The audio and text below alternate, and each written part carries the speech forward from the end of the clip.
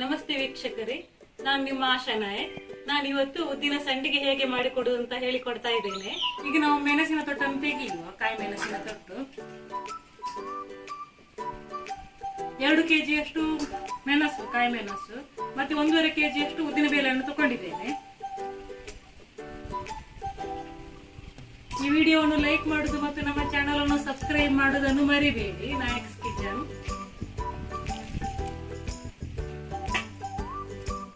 ಮೆಣಸು ರೆಡಿ ಆಯ್ತು. ಇದನ್ನು ಇನ್ನು ವಾಶ್ ಮಾಡ್ಲಿಕ್ಕೆ ಉಂಟು. ಇದು ಮೆಣಸು ತುಂಬಾ ಖಾರ ಉಂಟು, ಅದಕ್ಕೆ 2 kg ಮೆಣಸಿಗೆ 1.5 kg ಉದ್ದಿನ ಬೇಳೆ ತಗೊಂಡಿದ್ದೇನೆ. ಉದ್ದಿನ ಬೇಳೆ 4 ಗಂಟೆ ನೆನೆ ಹಾಕಿದ್ದು. 7 ರಿಂದ 8 ಈರುಳ್ಳಿ ತಗೊಂಡಿದ್ದೇನೆ, ಕಟ್ ಮಾಡಿ ಇಟ್ಟಿದ್ದೇನೆ.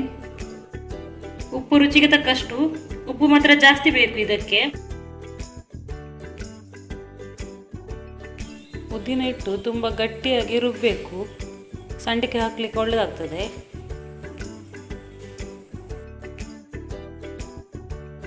ಹಿಟ್ಟು ಸಣ್ಣಗಾಯಿತು, ಇದನ್ನು ಈಗ ತೆಗೆಯೋಣ.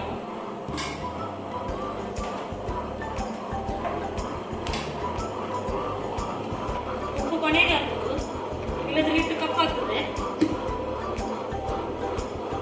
ನಾನು 1.5 kg ಉದ್ದಿನ ಬೇಳೆ ತಗೊಂಡಿದ್ದೇನೆ.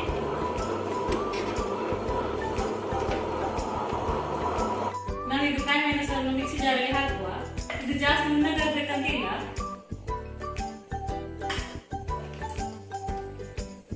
ಇಷ್ಟು ಹಾಕಿದ್ರೆ ಸಾಕಾಗ್ತದೆ. ಜಸ್ಟ್ ಒಮ್ಮೆ ಗ್ರೈಂಡ್ ಮಾಡುವ.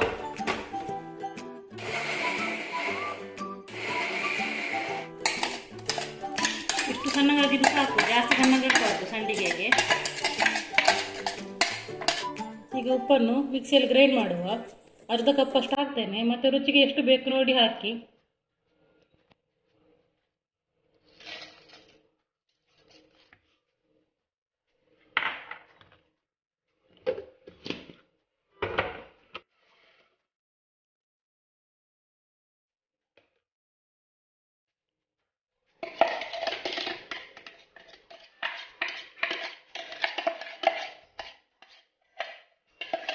ಇದನ್ನೀಗ ಕಲಸುವ ಹಿಟ್ಟನ್ನು.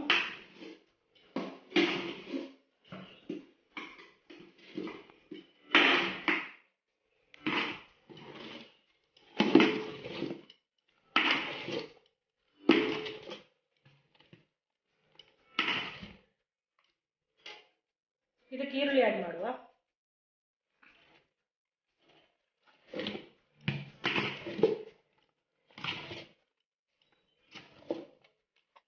ಸಂಡಿಗೆ ಹಿಟ್ಟು ರೆಡಿ ಆಯಿತು. ಉದ್ದಿನ ಹಿಟ್ಟು ಇದು ಮತ್ತು ಮೆಣಸು ಹಾಕಿದ್ದು. ಇನ್ನು ಉಪ್ಪು ಆಗಿದೆ ನೋಡುವ, ಆಮೇಲೆ ಬೇಕಾದ್ರೆ ಹುಡಿ ಉಪ್ಪು ಹಾಕುವ.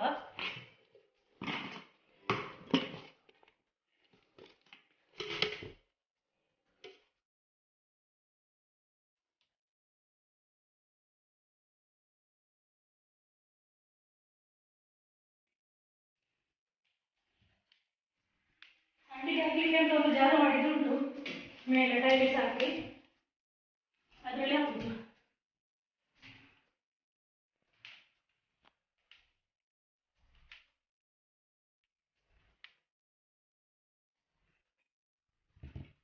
ಇದು ಸಂಡಿಗೆ ಹಾಕ್ಲಿಕ್ಕೆ ಅಂತಲೇ ಮಾಡಿದ ಜಾಗ.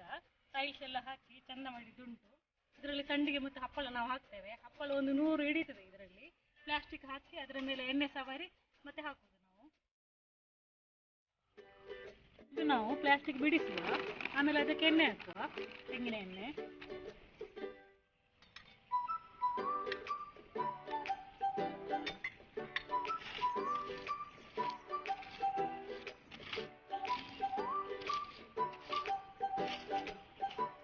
ಪ್ಲಾಸ್ಟಿಕ್ ಹೇಳುದಕ್ಕೆ ಇಂಥ ತುಂಡಿ ಇಡುವ ಗ್ರೈಂಡರ್ ಸೈಡಿಗೆ.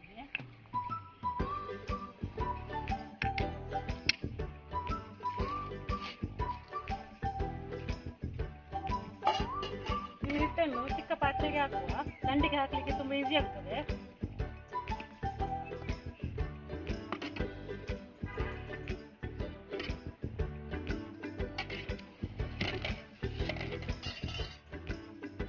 ಕೊಡೆ ತಗೊಂಡಿದ್ದೇನೆ, ತುಂಬಾ ಬಿಸಿಲುಂಟು.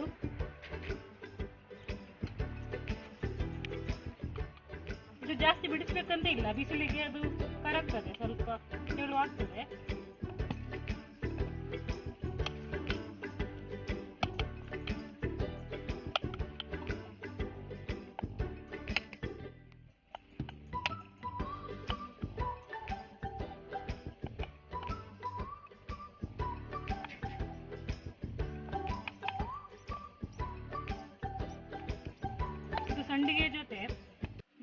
ಹಾಕಿದ್ರೆ ಒಳ್ಳೇದಾಗ್ತದೆ. ಬಿಳಿ ಎಳ್ಳನ್ನು ತೊಳೆದು ಹಾಕಿದ್ರೆ ಸಹ ಒಳ್ಳೇದಾಗ್ತದೆ. ಮತ್ತೆ ಕುಂಬಳಕಾಯಿಯನ್ನು ಸಹ ತುರಿದು ಹಾಕಿದ್ರೆ ಸಹ ಅದು ಸಹ ಒಳ್ಳೇದಾಗ್ತದೆ. ನಾನೆಂತ ಹಾಕಲಿಲ್ಲ, ಈರುಳ್ಳಿ, ಉಪ್ಪು, ಮೆಣಸು ಮತ್ತೆ ಉದ್ದಿನ ಬೇಳೆ ಅಷ್ಟೇ ಹಾಕಿದ್ದು. ಇದು ಸಂಡಿಗೆ ಮಧ್ಯಾಹ್ನ 3 ಗಂಟೆ ಆಗುವಾಗ ಮಗುಚಿ ಹಾಕಬೇಕು. ಈ ಬಿಸಿಲಿಗೆ ಒಳ್ಳೆ ಇದು ಒಣಗ್ತದೆ. ಇದು ಸಂಡಿಗೆ ಒಣಗಿದ ಮೇಲೆ ಅದು ಫ್ರೈ ಮಾಡಿ ಅದರಲ್ಲಿ ಚಟ್ನಿ ಸಹ ಒಳ್ಳೇದಾಗ್ತದೆ ಮಾಡಲಿಕ್ಕೆ. ಚಟ್ನಿ ಕಡಿದು ಸಂಡಿಗೆಯನ್ನು ಹಾಕಿದರೆ ಒಳ್ಳೇದಾಗ್ತದೆ. ಅದು ನೆಕ್ಸ್ಟ್ ವಿಡಿಯೋದಲ್ಲಿ ನಾನು ತೋರಿಸ್ತೇನೆ, ಚಟ್ನಿ ಮಾಡಿ ಅದಕ್ಕೆ ಹೇಗೆ ಮಾಡೋದು ಅಂತ ತೋರಿಸ್ತೇನೆ.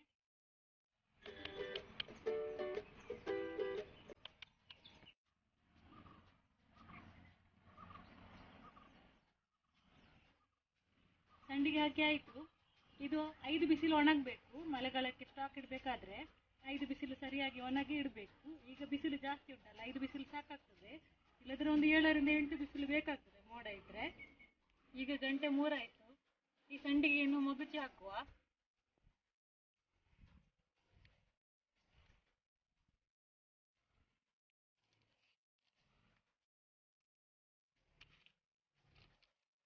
ಸಂಡಿಗೆ ಮಗುಚಿ ಹಾಕಿ ಆಯಿತು. 5 ಗಂಟೆ ತನಕ ಇಲ್ಲಿ ಬಿಸಿಲು ಬೀಳ್ತದೆ. ಆಮೇಲೆ 5 ದಿವಸ ನಾವು ಬಿಸಿಲಿಗೆ ಇಟ್ಟರೆ ಆಯಿತು. ಆಮೇಲೆ ಡಬ್ಬದಲ್ಲಿ ನಾವು ತೆಗೆದಿಡ್ಬೋದು. ಮಳೆಗಾಲಕ್ಕೆ ಒಳ್ಳೆದಾಗ್ತದೆ.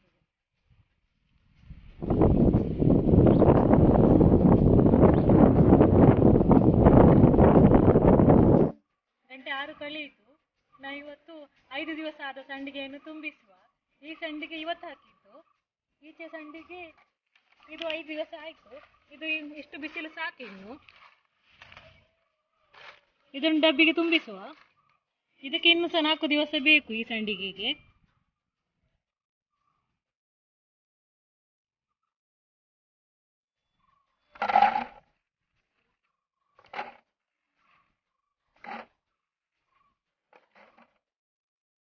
ಈ ಸಂಡಿಗೆಯಿಂದ ಆಗುವ ರೆಸಿಪಿ ನಾನು ನೆಕ್ಸ್ಟ್ ವಿಡಿಯೋದಲ್ಲಿ ತೋರಿಸ್ತೇನೆ, ಏನು ಮಾಡ್ಲಿಕ್ಕೆ ಆಗ್ತದೆ ಅಂತ. ಈ ಸಂಡಿಗೆಯನ್ನು ಎಣ್ಣೆಯಲ್ಲಿ ಕಾಯಿಸ್ಲಿಕ್ಕೆ ಸಹ ಒಳ್ಳೆದಾಗ್ತದೆ. ಮಳೆಗಾಲದಲ್ಲಿ ತುಂಬ ಒಳ್ಳೆದಾಗ್ತದೆ. ಇವಾಗ ಖಾರ ಆಗ್ತದೆ.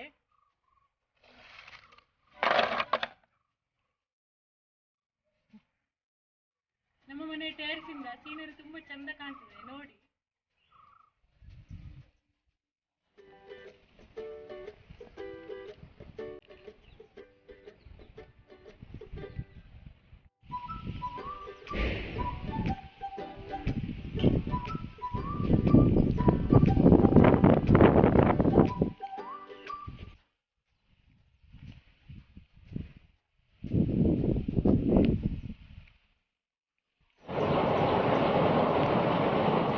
ಉದ್ದಿನ ಸಂಡಿಗೆ ರೆಡಿ ಆಯಿತು.